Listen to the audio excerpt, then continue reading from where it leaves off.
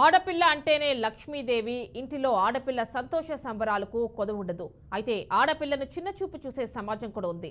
ఆ సమాజానికి కళ్లు తెరిపించేలా కోడల్ని అత్తింటి వాళ్లు వేధించడం లాంటి ఎన్నో చీత్కారాలను చెరిపేస్తూ ఆడపిల్ల పుడితే లక్ష్మీదేవి పుట్టిందని ఎంతో ఆనందంగా ఆ బాలికకు బంగారు ఆభరణాలతో ముస్తాబు చేయడం విశేషం.